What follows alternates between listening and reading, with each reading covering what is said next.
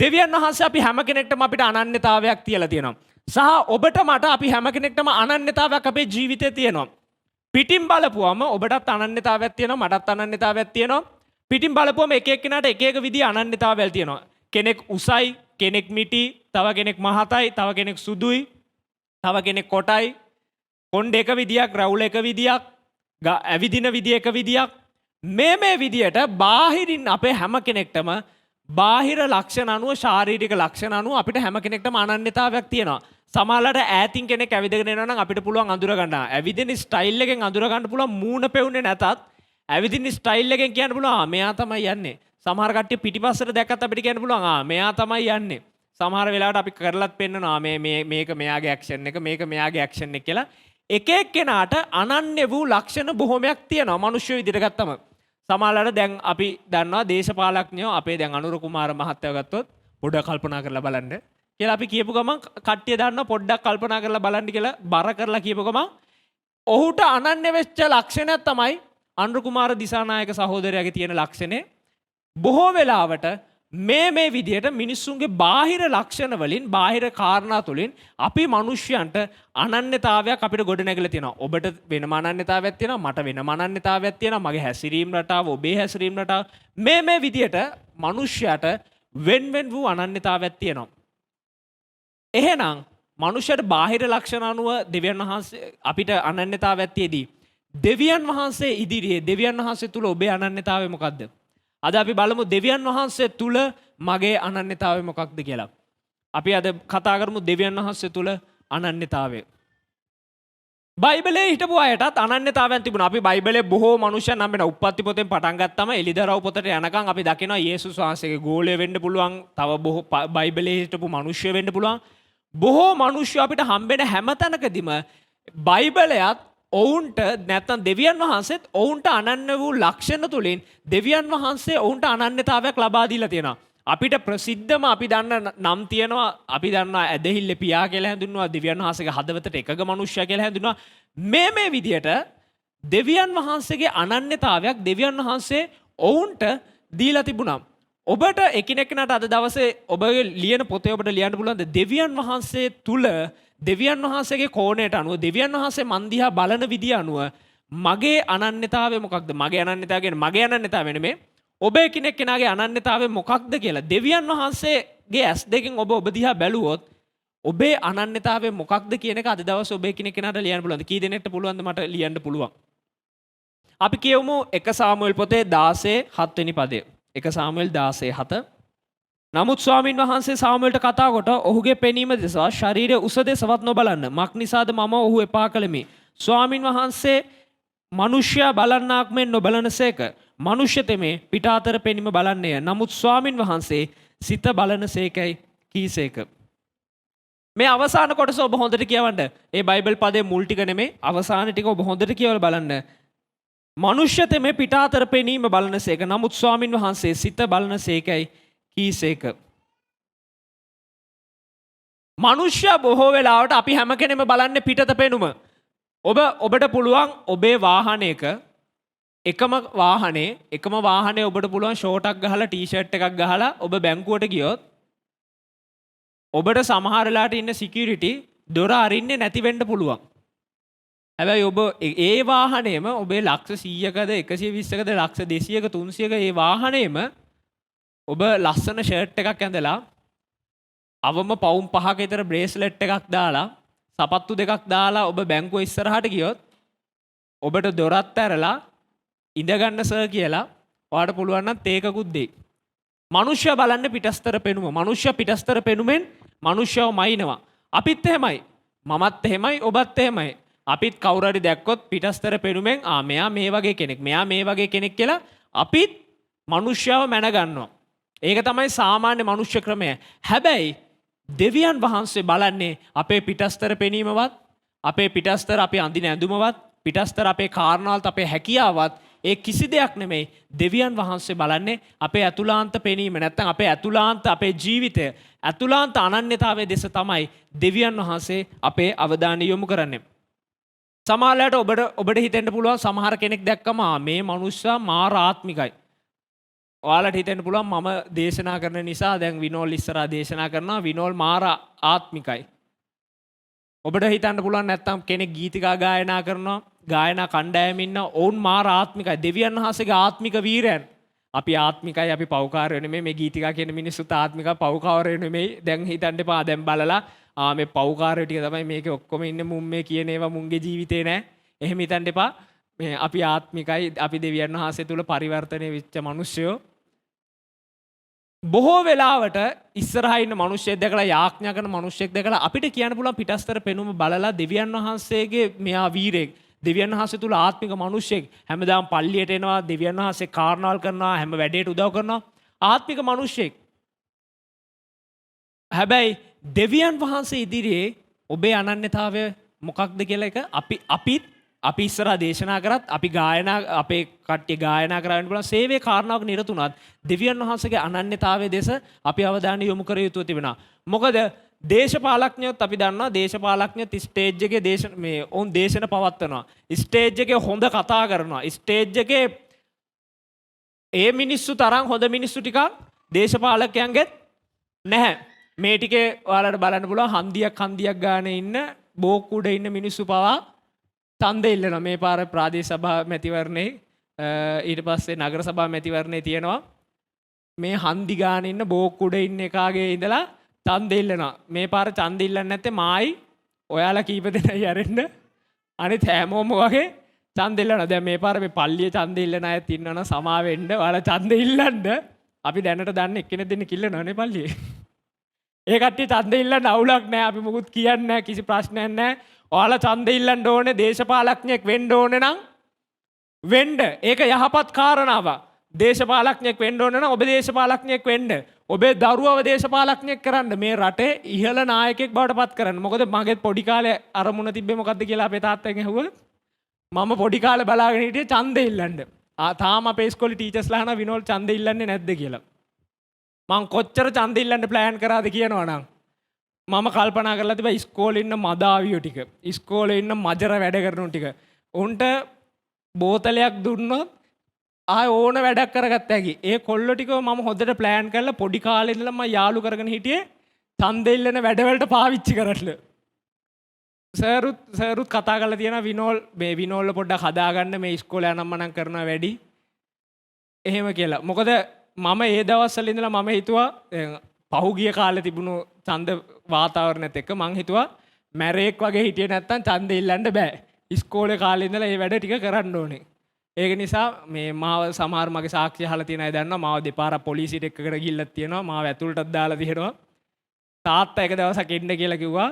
එක්ක තමුසේ අද තීරණයක් අරගෙන මට එක තීරණයක් කල්පනා කරලා කියනවා. එක්ක තමුසේ කෑගල්ලේ ඉන්න ඕනේ. නැත්තම් මම මේ කෑගල්ලේ සේවය කරන්න ඕනේ. ඒක තීරණයක් අරගෙන කියනවා කිව්වා. මම මුකුත් කිව්වේ නැහැ දා. ඒ වගේ දේශපාලඥයන්ට පුළුවන් ඔවුන්ගේ ස්ටේජ් එකේදී ඔවුන් ලස්සන කතා පවත්වන යහපත් දේවල් කියන හැමදේම ඉතාමත් අලංකාරව කතා කරනවා. හැබැයි ඔවුන්ගේ අනන්‍යතාවය ඔවුන් මොන දේ කතා කරත් අපි දන්නවා එයාලගේ අනන්‍යතාවය මොකක්ද කියලා. එයාලා ලස්සන කතන්දර මොන කතාව කිව්වත් එයාලට තියෙන අනන්‍යතාවය අපි දන්නවා. මූ හොරා, මූ ස්ත්‍රී දූෂකයා, මූ පගාකාරයා. ඒ අනන්‍යතාවය අපි ලස්සනට ඒ කට්ටියට දීලා තියෙනවා. ඒ වගේ තමයි බාහිරින් අපි මොන දේ ප්‍රකාශ කරන්න හැදුවත් බාහිරින් අපේ අනන්‍යතාවය කෙතරම් අපි ගොඩනගා ගන්න හැදුවත් බාහිරින් අපි සුද්ධවන්තයෙක් විදියට බාහිරින් ලෝකෙට පේන විදියට ඉතාමත්ම ලස්සන මිනිස්සෙගේ කැරක්ටර් එකක් අපි බිල්ඩ් අප් කරලා අපිට මිනිස්සෙට පෙන්වන්න හැදුවත් අතුලාන්ත මිනිස්යාගේ අනන්‍යතාවය තමයි මිනිස්යාගේ ජීවිතේ නිවැරදි අනන්‍යතාවය වෙන්නේ. බොහෝ වෙලාවට එළියෙන් දකින මිනිස්සයා කියනවා මෙයා යහපත් මිනිස්සෙක්, හැමෝටම උදව් කරන මිනිස්සෙක්, හැමෝත් එක්කම හොඳට ඉන්න මිනිස්සෙක්. හැබැයි ඇතුළාන්තෙන් එළියෙන් මිනිස්සු 1000කට උදව් කරලා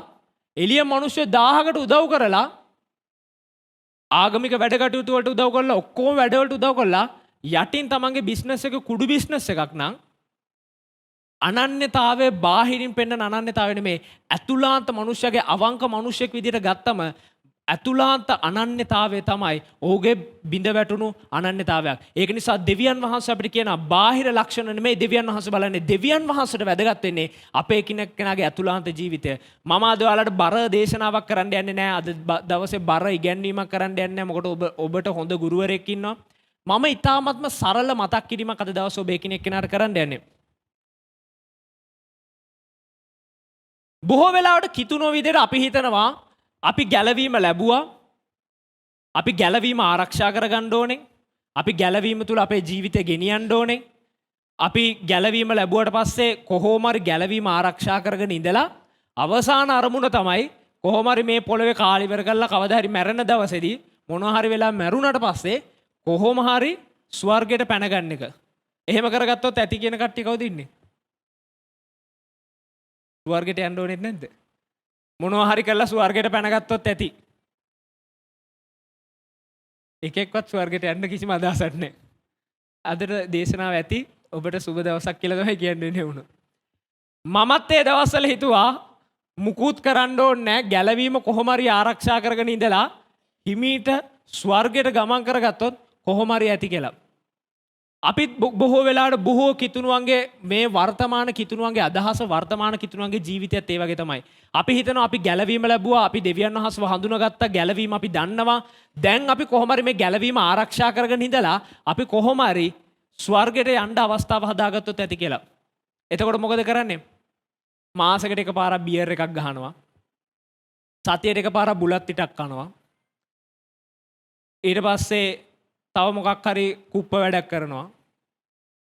ඉඳලා හිටලා පාටි එක හම්බුනොත් පාටි එක බොමු කියලා කිව්වොත් ඉඳලා හිටලා අවුරුද්දට 3-4 පාර හැමදාම නෑනේ. ඉඳලා හිටලා විතරනේ පොඩි ෂොට් එකක් දාගන්නවා.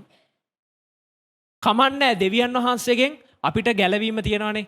කමන්නේ අපිට දෙවියන් වහන්සේගෙන් සමාව තියෙනවානේ. දැන් ඔබ හිතනවා ඇති ඇයි මේ එහෙම මිනිස්සු නැහැ කියලා. නෑ, මේ පල්ලි ඉන්න කට්ටිය අපි දන්නවා. පල්ලියට එන සාමාන්‍ය මිනිස්සුන්ව අපි හඳුනනවා. මේක තමයි සාමාන්‍ය ක්‍රමය. ඉඳලා හිටලා සිගරට් එකක් කවුරුහරි දුන්නොත් බීලා, ඉඳලා හිටලා බුලත් ටිකක් කාලා, ඉඳලා හිටලා පොඩි බියර් එකක් ගහලා, ඉඳලා හිටලා පාටි එකදී හම්බුනොත් පොඩි ෂොට් එකක් දාලා මේ විදියට ඉඳලා හිමීට දෙවියන් වහන්සේගෙන් මම අපි බොහෝ වෙලාවට ගැලවීම ආරක්ෂා කරගෙන ඉතිරියොත් ඇති.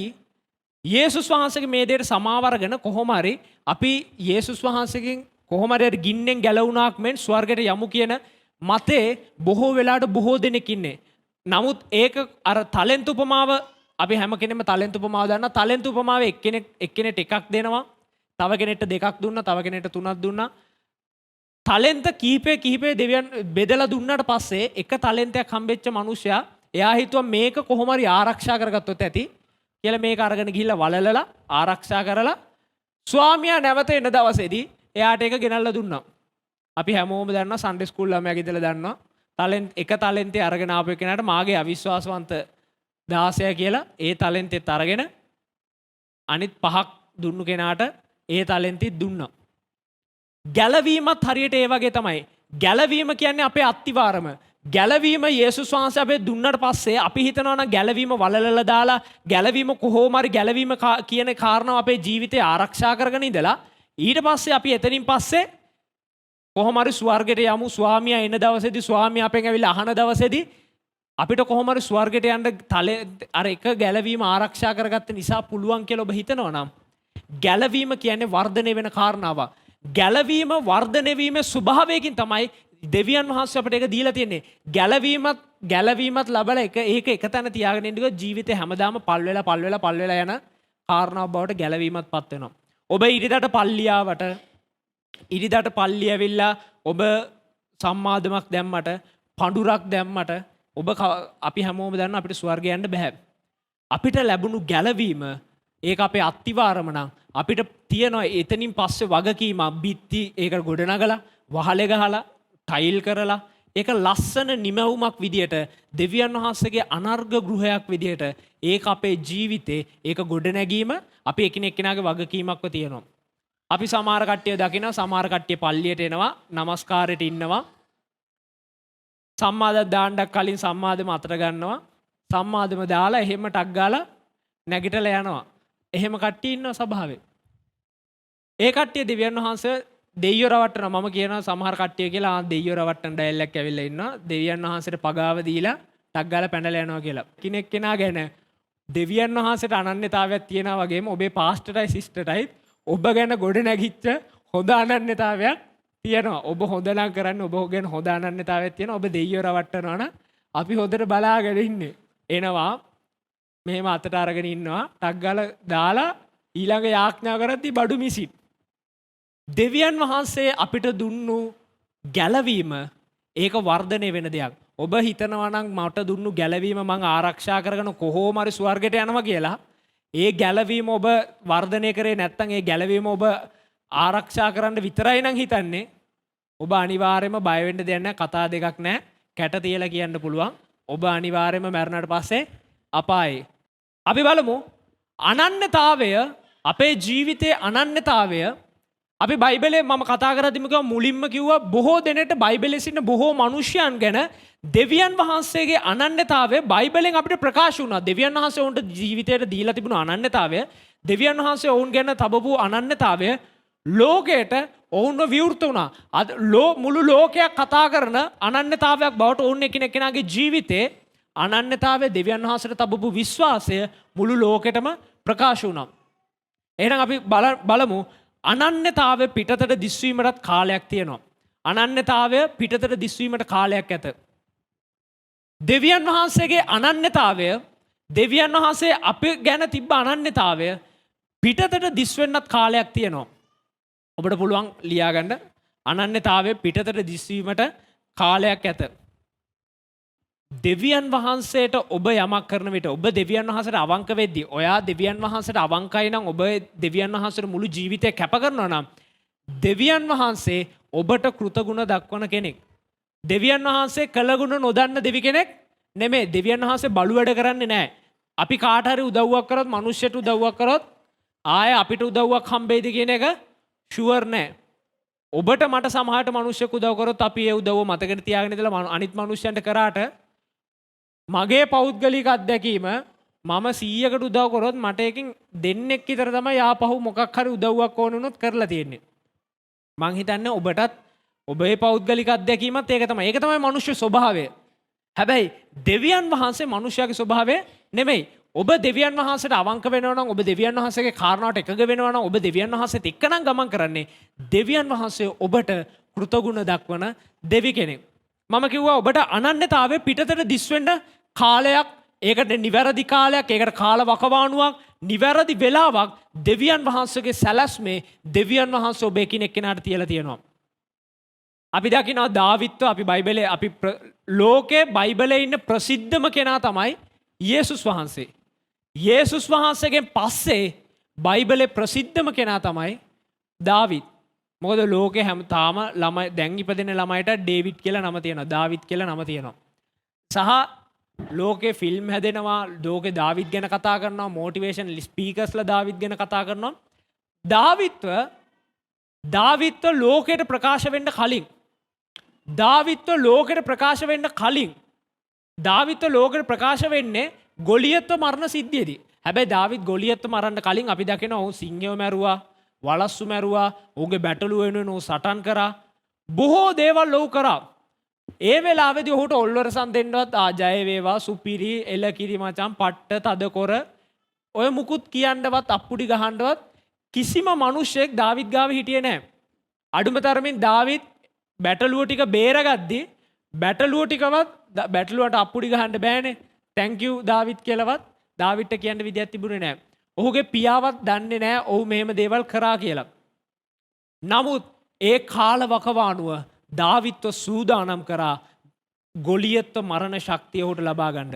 ගොලියත්ගේ ඉදිරියට ගිහිලා සිට ගන්න ශක්තිය නිර්මාණය කරේ අර කොටි වලස්සු ඔක්කොම මරලා ඒ කාල වකවානුව තමයි ඔහු සූදානම් කරේ ශක්තිමත් යුද්ධකාරයෙක් විදියට ගිහිල්ලා යුද්ධ කරලා ගොලියත්ව බිම දාන්න ඇදහිල්ල ඔහු තුල නිර්මාණය කරලා දෙවියන් වහන්සේ කෙරෙහි ගොලියත්ව මට බිම දාන්න පුළුවන් කියන ඇදහිල්ල නිර්මාණය කරේ මේ බැටළුව බලාගන්නේ සටන් කරන වෙලාවේ. ඒ මිනිහෙක් ඉදිරියට ගිහිල්ලා මිනිහෙක් විදියට ශක්තිමත් හිට ගන්න ඔහු සූදානම් කරේ ඒ කාලවකවානුවේ. ඊට පස්සේ ඒ කාලවකවානුවේ සූදානම තමයි ඒ සාවුල්ගෙන් පස්සේ රජකමට ගේන ඒ ස්ථානය දක්වම දාවිත්ව සූදානම් කරේ. සමහරවිට අපේ ජීවිතේ සමහර කාලවකවානු තියෙනවා. අපි දෙවියන් වහන්සේට ප්‍රශ්න කරනවා මේ කාලවකවානුව ස්වාමිනී මට කිසි දෙයක් පේන්නේ නැහැ. ස්වාමිනී මට කිසි ප්‍රතිඵලයක් දකින්න බෑ. ස්වාමිනී මගේ ජීවිතේ ඒක පිටතට පේන කිසි දෙයක් නැහැ. පිටතට කතා කරන්න කිසි දෙයක් නැහැ. මිනිස්සෙක් විදියට ගත්තම මිනිස්සෙගේ පිටතට කතා කරන දෙයට අපි කැමති. ඔබ ගැන ඔබේ පවුලේ මිනිස්සු කියනනම් අද අපේ මේ කෙනා අපේ අර කෙනා අද ඉන්නේ මේ තැන. එයාට මේ වගේ දේවල් තියෙනවා. අද එයා සාර්ථක මිනිස්සෙක්. මේ පොළොවේ සාර්ථක මිනිස්සෙක්. පිටතට ඔහු ගැන අනන්‍යතාවයක් තියෙනවා. ඔහු සාර්ථක මිනිස්සෙක්. ඔහු අනර්ග ගමනක් ගමන් කරන මිනිස්සෙක්. පිටත මිනිස්සු දකිනවා ඔහු තමන්ගේ ජීවිතය අවසන් කරන වෙලාවේදී සාර්ථක මිනිස්සෙක් විදිහට තමයි ජීවිතය අවසන් කරේ කියලා. සමහරලාට හිතෙනවා මම මෙච්චර කාලයක් දෙවියන් වහන්සේ තුල ඉන්නවා. අපි සමහරලාට මේ වාතාවරණවල ගමන් කරනවා. හැබැයි අපිටම ගොඩ නැගිච්ච බාහිර අනන්‍යතාවයක් අපේ කෙනෙක්ගෙනාගේ ජීවිතේ අද වෙනකන් නැහැ. බොහෝ කාලවකවානුවක් අපි ගමන් කරනවා වෙහෙසයි ජීවිතේ මහන්සි බොහෝ දේවල් එක්ක අපි පොරබදනවා බොහෝ දේවල් වලට අපි මූණ දෙනවා. හැබැයි අවසාන ප්‍රතිඵලය වශයෙන් ගත්තම අද වෙද්දි මගේ ජීවිතේ අපේ ජීවිතේ අපිට කියන්න දෙයක් නැහැ. අපිට බාහිර අනන්‍යතාවයක් නැහැ. මට පුළුවන් මෙහෙම මේකයි කියලා කියන්න පුළුවන් අනන්‍යතාවයක් සමහරවිට ජීවිතේ ගොඩනැගිලා නැහැ.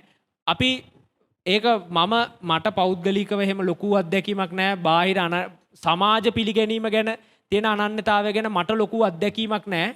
හැබැයි මට පොඩි අත්දැකීමක් තියෙනවා අපේ තාත්තගෙන් අපේ අම්මගෙන්. අපේ අම්මයි තාත්තයි මේ සේවය ආරම්භ කරද්දී මුල් කාල වකවානුවේ කරන්න තැනක් තිබ්බේ නැහැ. කරන්න කිසිම තැනක් තිබ්බේ නැහැ. එක දවසක මෙහෙ කරොත් ඊළඟ දවසේ අතන අනිත් දවසේ මෙතන කරොත් එතන හවසට එක්කෙනෙක් හිටගෙන ඉන්නවා. ඊළඟ සතිය උදේට එක්කෙනෙක් හිටගෙන ඉන්නවා. අද දේවමේ මෙතන නෙමෙයි අතන තියන්න කියලා කියන්නේ. බොහෝ වෙලාවට තැනින් තැනට ගමන් කර සේවය කරේ. ලොකු සෙනගක් හිටියෙත් නැහැ. ඉන්නෙත් කීප දෙනයි. දේමේට සහභාගී වෙන්නෙත් කීප දෙනයි. මුකුත්ම බඩු බහන්න බාහිර ආදියක් නැහැ. කිසිම සේවයට පාවිච්චි කරන්න දෙයක්වත් නැහැ. ඒ කාලේ කිසිම කෙනෙක් මට තරුණ වයසට ලං වෙද්දී අවුරුදු 15 16 17 කාලේ මම ලං වෙද්දී මම කෝල් කරලා අහලා තියෙන අපිට මේ යූත් කැම්ප් එකට එන්න පුළුවන්ද? අපිට යූත් කැම්ප් එකට අපිට අවස්ථාවක් දෙන්න පුළුවන්ද කියලා අපි අහලා තියෙනවා. බලලා කියන්නම් මල්ලි. එහෙම තමයි අපිට ආපු ප්‍රති උත්තරේ. කෝල් එක දුන්නම බලලා කියන්නම් මල්ලි. ෂුවර් නෑ මල්ලි. දැන්ට කට්ටිය රෙජිස්ටර් වෙලා ඉන්නේ මල්ලි. ඔයාලටත් ලියුමක් දාන්නම් මල්ලි. එහෙම තමයි කියන්නේ. හැබැයි දැන් යූත් කැම්ප් එක තිබ්බොත් දැන් අවුරුද්දකට අපි අයින් කරන කැම්ප් ගානවල දන්නවද? අවුරුද්දකට අපි අයින් කරනවා කැම්ප් 10ක් 15ක්වත්. ඇයි එහෙම කරන්නේ? බාහිරට මිනිස්සුව පේන්න කාලයක් යනවා. ඒ කාලවකවානුව තුළ අපේ අම්මයි තාත්තයි දෙවියන් වහන්සේට විශ්වාසවන්ත ඔවුන්ගේ සේවයේ ඔවුන් රැඳිලා හිටියා. විශ්වාසවන්ත ඔවුන් සේවය තුළ අල්ලගෙන ගියා. දෙවියන් වහන්සේගේ දෙයට අවංක වුණා. අද වෙද්දී බොහෝ මිනිස්සු කතා කරන අපේ මේකට එන්න අරකට එන්න මේකට එන්න. සමහර අපි කෝල් කරලා එන්න හපු කැම්ප් වලින් කතා කරලා අපිට කතා කරනවා. ඇවිල්ලා ඒ කැම්ප් එකේ දේශනා කරන්න. ඒ කැම්ප් එකට ඇවිල්ලා කතා කරන්න. ඒ තරුණයොත් එක්ක කතා කරන්න කියලා.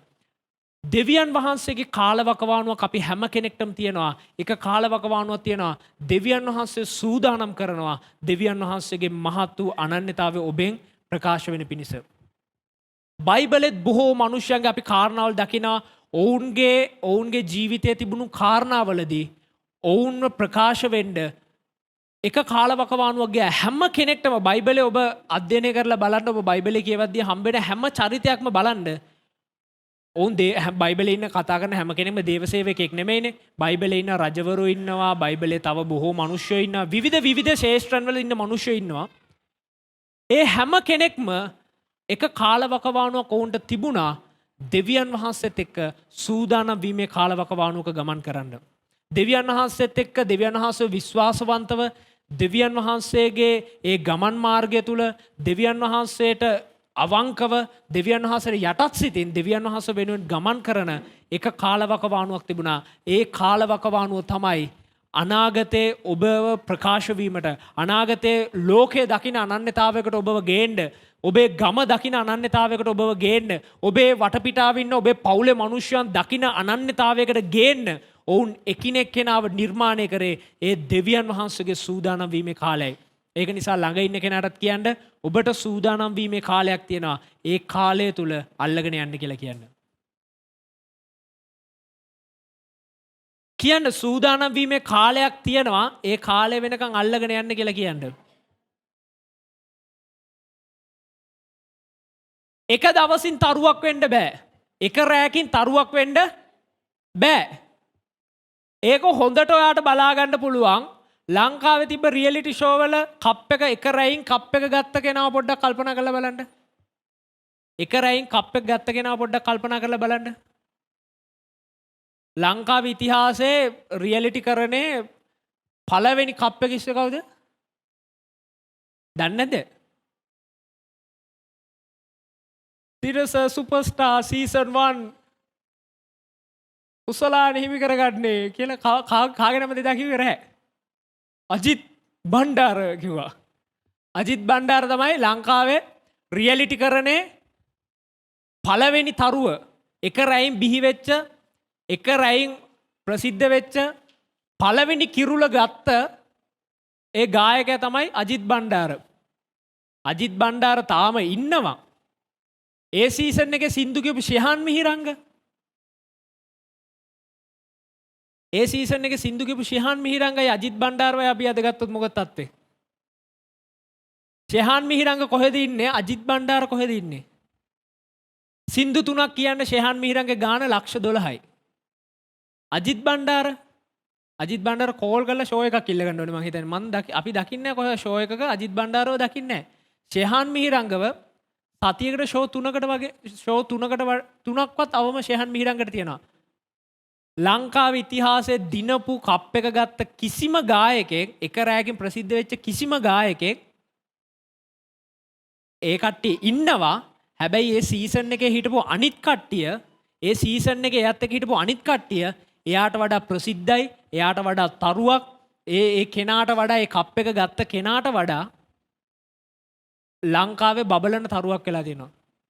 මොකද ඒ කට්ටියගේ ජීවිතේ එක ස්ථානයක වැටුණා, එක ස්ථානයක පරාජය වුණා. ඒ දේ පාඩමක් කරගත්තා. මම අපේ ජීවිතේ මම ගොඩ ගන්නවා. මගේ ජීවිතේ මම ඉදිරියට යනවා.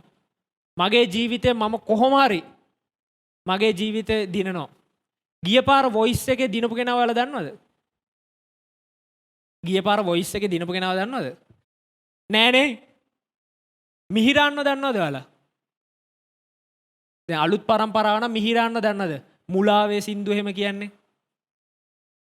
මදි වුණාදෝ කියලා සින්දුවක් කියන්නේ එහෙම අහලා තියෙනවද? ඒ සින්දු කියන මිහිරාන්න දන්නවද? මිහිරාන් කැපෙන්නේ බැටල් රවුන්ඩ් එකේ. ඒ කියන්නේ පළවෙනි රවුන්ඩ් එකේ නෙවෙයි දෙවෙනි රවුන්ඩ් එකේ.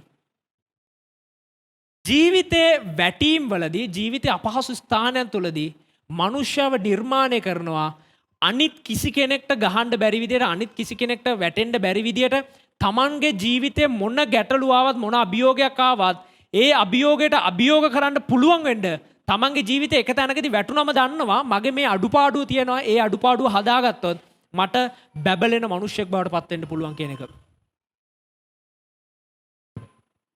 ඒ වගේ තමයි මනුෂ්‍යයට මම මේ අමතර කාරණාවල් කිව්වේ අමතර ලෝකෙත් එහෙම තමයි. බාහිර ලෝකෙත් එහෙම තමයි. ඒ වගේම තමයි දෙවියන් වහන්සේ තුල අපි ගමන් කරන ගමන් මාර්ගයේත් දෙවියන් වහන්සේ තුල අපි ගමන් කරන ගමන් මාර්ගයේත් අපිට කාලවකවානුවක් තියෙනවා දෙවියන් වහන්සේත් එක්ක සූදානම් වෙන්න. එක රැයකින් ඔබට තරුවක් වෙන්න බෑ. සමහරවිට අපේ යාඥාව එක රැයකින් සාර්ථක මිනිහෙක් වෙන්න. සමහරවිට අපේ යාඥාව එක රැයකින් තරුවක් වෙන්න. සමහරවිට අපේ යාඥාව එක රැයකින් සියල්ල සඵලවත් වෙලා බැබලෙන මිනිහෙක් වෙන්න, ජීවිතේ ජයග්‍රාහී මිනිහෙක් වෙන්න එක රැයකින් සියල්ල හිමි කරගන්න.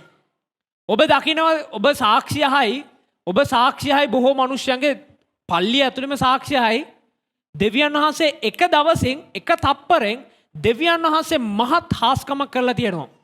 දෙවියන් වහන්සේ එක දවසෙන් එක අවස්ථාවෙන් මහත් හාස්කමක් කරලා තියෙනවා. සුවමෙහෙට එන කට්ටියට සුවමෙහෙට එන්නේ දෙවියන් වහන්සේ ගැන දන්නේ නැති කට්ටිය. ඒ කට්ටිය ඉන්නේ සුවේ බලාපොරොත්තුෙන්. ඒ කට්ටිය සුවමෙහෙට ඇවිල්ලා ඒ කට්ටිය සුව වෙනවා.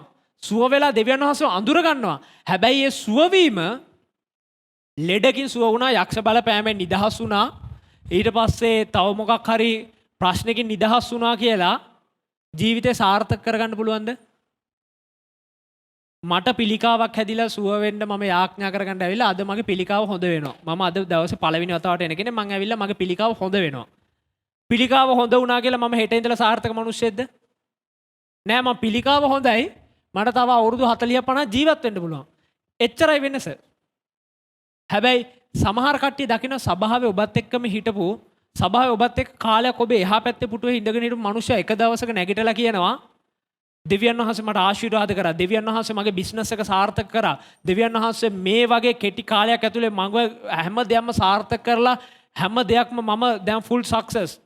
අද වෙද්දි මගේ ජීවිතේ ඔක්කොම හරි, දෙවියන් වහන්සේ මට වාහනයක් දුන්නා, දෙවියන් වහන්සේ මට ගෙයක් දුන්නා, දෙවියන් වහන්සේ අරක දුන්නා, මේක දුන්නා කියලා මේ ඔයත් එක්ක කලින් දවසේ එකට ඉඳගෙන හිටපු මිනිස්සයා දවස් කීපයකට කලින් මෙච්චර දෙයක් තිබ්බේ නැහැ. හැබැයි එක දවසේ දෙවියන් වහන්සේ ආශිර්වාද කරා කියලා ඔහු සාක්ෂි දරනවා. නමුත් ඔහු ගැලවීම තුළ ඔහුගේ අතුලාන්ත ජීවිතේ දෙවියන් වහන්සේත් එක්ක ගමන් කරපු සාක්ෂිය, ඔහු දෙවියන් වහන්සේට තබපු විශ්වාසය, තමන්ගේ ජීවිතේ දෙවියන් වහන්සේට කරපු කැපවීම බාහිර ඔබට ඔබ එහා පැත්තේ ඉඳගෙන හිටියත් සමහරවිට ඔබට පේන්නේ නැහැ. නමුත් ඒ කැපවීම තමයි ඒ මනුෂ්‍යයා සාක්ෂි දරන්නේ. වසර ගණනාවක කැපවීමට දෙවියන් වහන්සේගේ කෘතගුණ දැක්වීම තමයි ඒ මනුෂ්‍ය එක දවසක සාක්ෂි දරන්නේ. අපි බයිබලය ගත්තම බයිබලයේ මුළු බයිබලයම ගත්තම මුළු බයිබලයේ උප්පත්ති පොතේ ඉඳලා එළිදරව් පොතට එනකන් ප්‍රධාන මාතෘකාව වෙලා තියෙන්නේ යේසුස් වහන්සේ. ප්‍රධාන කැරකිලා හැම කොහෙන් කැරකිලා ආවත් අවසානට එන්නේ යේසුස් වහන්සේට, යේසුස් වහන්සේගේ ගැලවීමට, මනුෂ්‍යයාගේ සදාකාලික ක්‍රියාවේ යේසුස් වහන්සේගේ මනුෂ්‍යයා ඒ තියෙන සම්බන්ධතාවයට තමයි, යේසුස් වහන්සේ ගාවට තමයි ඒක ගැලපිලා මුළු බයිබලයේම ඉන්නේ. හැබැයි යේසුස් වහන්සේ මේ පොළවට ආවේ, යේසුස් වහන්සේ මේ පොළවට ආවේ වඩුවෙක් වෙන්න නෙමෙයි. යේසුස් වහන්සේ මේ පොළවට ආවේ වඩු වැඩ කරන්න නෙමෙයි. යේසුස් වහන්සේ මේ පොළොවට ආවේ දෙවියන් වහන්සේගේ විශේෂ කාරණාවකට.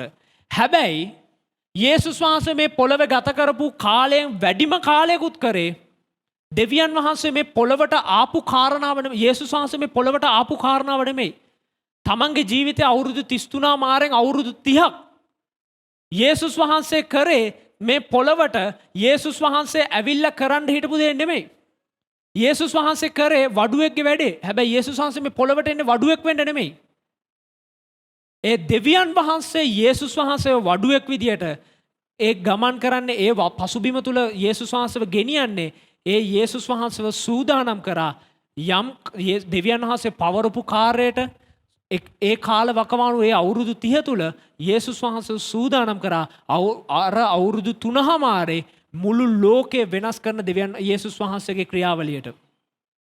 ඒ අවුරුදු 30 තුල දෙවියන් වහන්සේ යේසුස් වහන්සේට පුහුණු කරා මනුෂ්‍යව හඳුනගන්න, මනුෂ්‍යයාගේ වාතාවරණය හඳුනගන්න, මනුෂ්‍යයාගේ සිත හඳුනගන්න, සමාජය හඳුනගන්න, මනුෂ්‍ය සමාජයේ මුහුණ දෙන කාරණාවල් හඳුනගන්න, මනුෂ්‍ය ජීවිතයේ මුහුණ දෙන ගැටලු හඳුනගන්න, මුළු ලෝකය අඳුරගන්න ඒ අවුරුදු 30 යේසුස් වහන්සේ පාවිච්චි කරා යේසුස් වහන්සේව පුහුණු වෙන කාලයකට.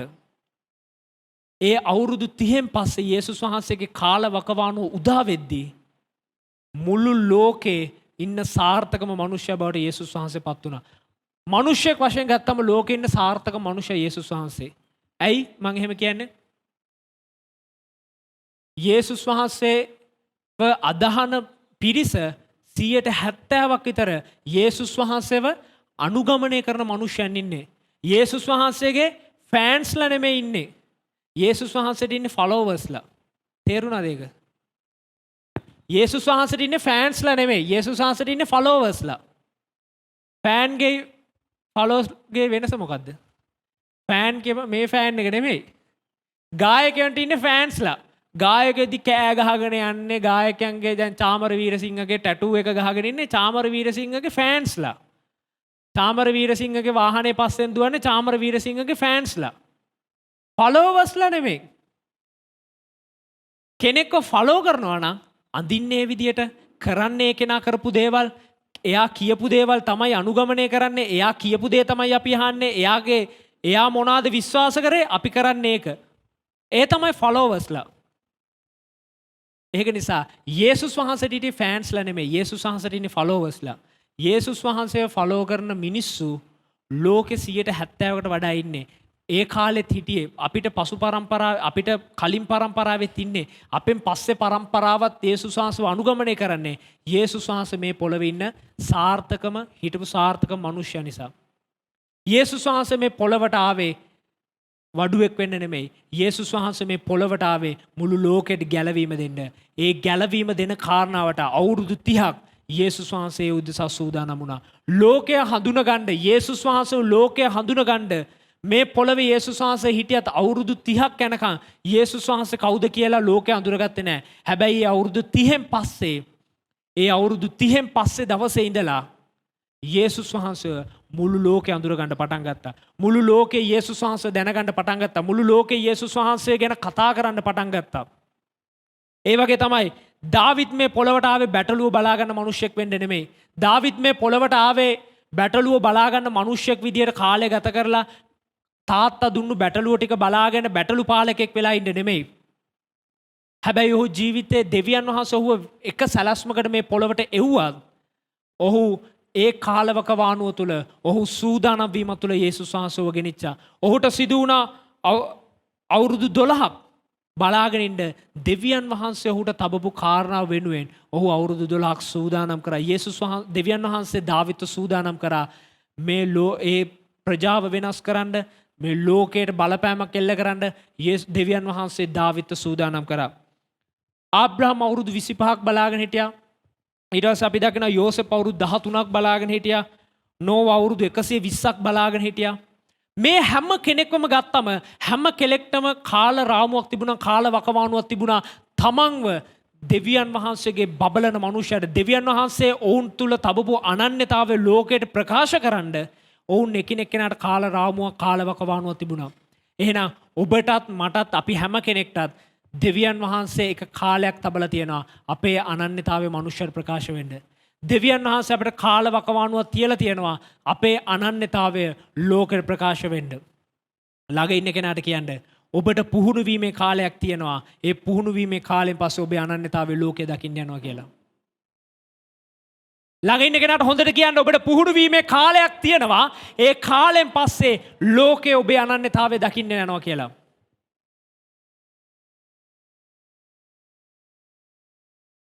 අපි අපේ ඇතුළාන්ත අනන්‍යතාවය දෙවියන් වහන්සේට අවංකව අපි ප්‍රකාශ කරනවා නම් දෙවියන් වහන්සේට අපේ අනන්‍යතාවය ප්‍රකාශ වෙන දවසෙන් පස්සේ ඒ කියන්නේ අපි දෙවියන් වහන්සේ දකිනවා මොහු මගේ දරුවෙක්, මොහු මට කීකරු දරුවෙක්, මොහු මගේ කීකරු, මගේ හිතට එකගා මිනිහෙක්, මගේ කාර්යයට සූදානම් මිනිහෙක්, මගේ සිතට එකග මිනිහෙක්, මට මගේ කැමැත්ත අනුව ගමන් කරන මිනිහෙක් කියලා දෙවියන් වහන්සේගේ අනන්‍යතාවය ඔබ ගැන නිර්මාණය වෙන දවසේදී දෙවියන් වහන්සේ ඔබව දකින්නේ දේශපාලකෙක් වගේ නම්, දෙවියන් වහන්සේ ඔබව දකින්නේ දේශපාලකෙක් වගේ නම් ලෝකයට ඔබේ අනන්‍යතාවය ප්‍රකාශ වෙන්න යන්නේ නැහැ. නමුත් දෙවියන් වහන්සේ ඔබව දකිනවා නම් දෙවියන් වහන්සේගේ මනුෂ්‍යයා උන්වහන්සේට හිතට එකග මනුෂ්‍යයා කියලා ඒ මොහොතේ පටන් දෙවියන් වහන්සේගේ අනන්‍යතාවය, දෙවියන් වහන්සේ ඔබ මත තබපු සැලැස්ම, දෙවියන් වහන්සේ ඔබට තබපු අනන්‍යතාවය ලෝකෙදී එදායින් පස්සේ දකින්න යනවා. ඔබේ ගම ඔබගේ අනන්‍යතාවය ගැන කතා කරන්න යනවා. දෙවියන් වහන්සේගේ අනන්‍යතාවය අප තුළ නිර්මාණය වෙනවා නම්, දෙවියන් වහන්සේගේ අනන්‍යතාවය අපෙන් ප්‍රකාශ වෙනවා නම් දෙවියන් වහන්සේ සූදානම් සිටිනවා ඔබේ අනන්‍ය වූ මනුෂ්‍යෙක් විදියට ඔබේ ගම කතා කරන, ඔබේ නෑදෑයෝ කතා කරන, ඔබේ වටපිටාව කතා කරන, ඔබේ රට කතා කරන, ඔබට පුළුවන් මේ ලෝකේ කතා කරන මනුෂ්‍යෙක් බවට පත් වෙන්න. ඔබට පුළුවන් මේ ලෝකේ කතා කරන මනුෂ්‍යෙක් බවට පත් වෙන්න. ඔබට පුළුවන් ඔබව පෙන්නලා මුළු ලෝකයක් කියයි. ඔබට පුළුවන් මේ මට්ටමට එන්න. ඔබ දෙවියන් වහන්සේත් එක්ක නම් ඔබේ ගමන ගමන් කරන්නේ. ඔබ ගමන් කරන්නේ ඔබේ දෙවියන් වහන්සේගේ කාරණාවත් එක්ක නම් දෙවියන් වහන්සේට අවංක මනුෂ්‍යෙක් දෙන්න. දෙවියන් වහන්සේ ඔබ ගැන තබන අනන්‍යතාවය අපි අර දේශපාලකයෝ ගැන තියෙන අනන්‍යතාවය වගේ නෙමෙයි නම් අපි දන්නවා දේශපාලකයෝ මොනවා කතා කරත් අපි යාලට ලේබල් එකක් දීලා තියෙන යාලගේ අනන්‍යතාවය අපි දන්නවා. මුන් හොරෙක්, මූ කුඩුකාරයෙක්, මූ කුඩු බිස්නස් කරන කෙනෙක්, මූ බාර්කාරයෙක්, මේ විදියට ලෝකෙට මොන රාමුව ඉදිරිපත් කරත් මනුෂ්‍ය අපි අනිත් කට්ටිය දන්නවා ඔහුගේ අනන්‍යතාවය. ඔබ බාහිර සමාජයට ඔබ කොතරම් ඔබ ආත්මික මනුෂ්‍යයෙක් විදිහට දෙවියන් වහන්සේ අනුගමන කරන මනුෂ්‍යයෙක් විදිහට පෙන්වන්න උත්සාහ කරත් දෙවියන් වහන්සේ දකිනවා ඔබේ ඇතුළාන්ත අනන්‍යතාවය. බාහිර අනන්‍යතාවය නෙමෙයි දෙවියන් වහන්සේ ඔබේ කෙනෙක් අද දවසේ තීරණය කරන්න මගේ ඇතුළාන්ත අනන්‍යතාවය දෙවියන් වහන්සේට අවංක දෙවියන් වහන්සේට කතා කරන්න පුළුවන් දෙවියන් වහන්සේට විශ්වාසවන්ත වූ මිනිසෙක් විදියට මගේ අනන්‍යතාවය මම දෙවියන් වහන්සේ ඉස්සරහා ගොඩනගනවා. කවුරු මිනිස්සු ඉස්සරහා අපිට අපේ අනන්‍යතාවය ගොඩනගන්න අවශ්‍ය නැහැ.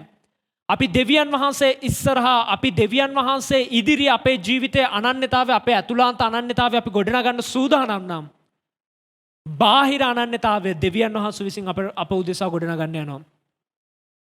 බාහිර අනන්‍යතාවය දෙවියන් වහන්සේ අප වෙනුවෙන් ලෝකෙ ඉස්සරහා අපි වෙනුවෙන් ගොඩනගන්න යනවා. මනුෂ්‍යයට කරන්න බැරි දේ දෙවියන් වහන්සේ අප වෙනුවෙන් ඉෂ්ට කරන්න යනවා. ඒක නිසා අද දවසේ තීරණයක් ගන්න.